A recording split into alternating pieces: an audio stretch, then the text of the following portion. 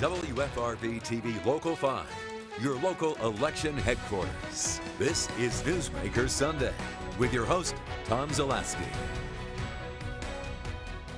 Good morning. Welcome to Newsmaker Sunday. I'm Tom Zaleski.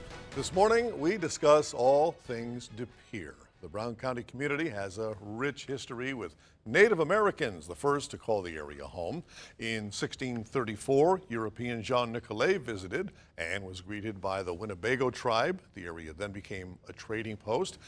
We fast forward to the 1800s when West De Pere merged with De Pere, and the state legislature approved the measure, creating the City of De Pere in 1890. And we welcome Lawrence Delo, the city administrator, and Kimberly Flom, the development services director. We thank you both for joining us. Oh, thank you. On this Newsmaker Sunday, much appreciated. Rich history in De Pere, Larry. What's it like to live in a city that's you're just surrounded by history? It's nice in the sense that we have such a blend within the community. You can go into our downtown and there's kind of the fun of the old buildings that have been renovated and maintained. They have the original tin ceilings, wooden floors, the exposed brick, and they're operating new modern businesses, whether it's like an IT shop or coffee, espresso, gelato shop or something along those lines. And then at the same time, you can go just a little further and there's a brand new building that might have luxury apartments, all the activity that goes around those. So there's a nice vibe, is the way I would describe it. It's a very friendly, intimate, but at the same time, there's a lot to do. So, Kim, how does the city showcase that history that you have? Well, it's interesting. About 2 years ago, the city went through a visioning and branding initiative where we reached out to the community and said, what do you think of De Pere? And everyone talked about the history. And what came from that was our current messaging, which is we're really forward thinking, but we're also rooted in strong values. So it's a constant balance between growing the community, but making sure we're growing in a way where we're respecting the character and the history that makes De Pere home to so many people. Now, De Pere, obviously, on the Fox River, it was a trading post, as we mentioned earlier in the program. That city still relies on your waterways, don't you? Oh, sure. To what extent? Well, obviously, we have the lock system. Right. I think it was the oldest operational lock that's been continuously operational, and we have the lock tenders building there. That is an active building to some extent, but the Riverwalk, we have probably the best walleye fishery in the Midwest, right out our back door on the river, below the dam, where we'll have thousands and thousands of fishermen, and even fishing television shows come in every year to broadcast. And then, of course, you have what I like to refer to as Lake De Pere, just to the south of the dam, where everybody likes to perform and do water sports. So you put all that together, plus you have the manufacturing side that uses it. We have a paper mill right there in the downtown that continues to use the river. We even have a small, still operating power plant. The old Beamster power plant still has one turbine in the water that's generating electricity. So you put that together with the tourism and just the feel, again, that it gives, yeah, we get a lot of use out of the river. And you're getting use out of the river. You're also heavily involved in the arts, Kim, a lot of which a lot of people may not know about. Nicolet Alley. Describe that development, and for folks who may not be familiar with that, Nicolet Alley. Absolutely. So Nicolet Alley is a recent full immersion art install in downtown De Pere. Several downtowns throughout Wisconsin and really across the country are looking to art in order to differentiate themselves, define themselves as a community. De Pere has a strong alignment to the arts. We've always had kind of an undercurrent of art galleries and artists working in the area.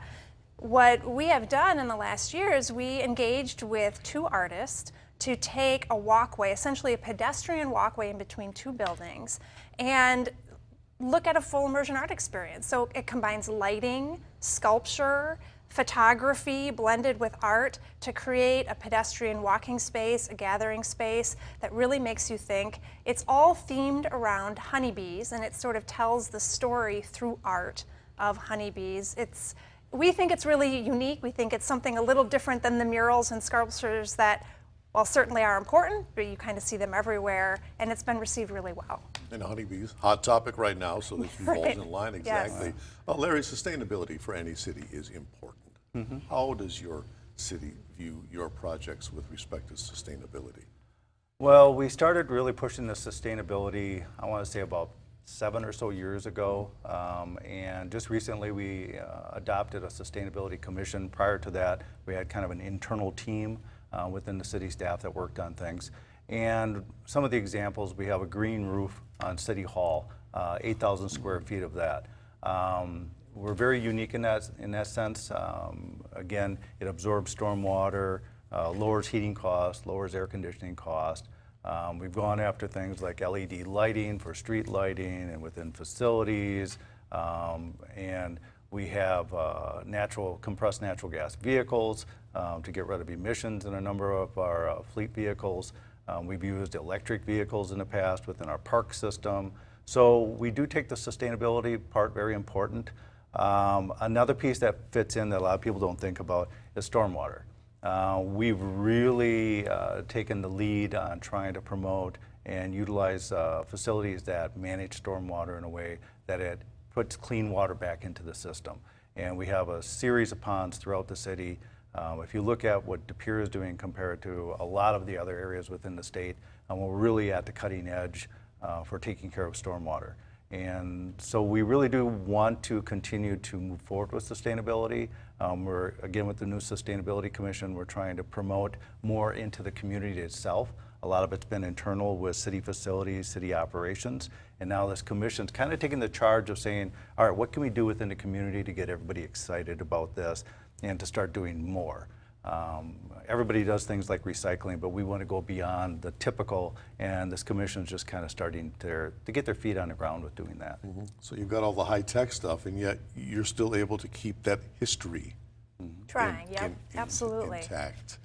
And you're not sacrificing your history for these high-tech projects that are going on. No, on the contrary, we promote preserving the history. One of our most recent successful programs is something we call the Facade Grant Program, something a lot of communities do. So for properties in the downtown in particular, where a lot of our historic buildings are located, owners can apply for a grant from the city. It's a dollar-for-dollar match that encourages exterior renovation and improvement, really specifically geared towards historic buildings, although we have used it for other buildings.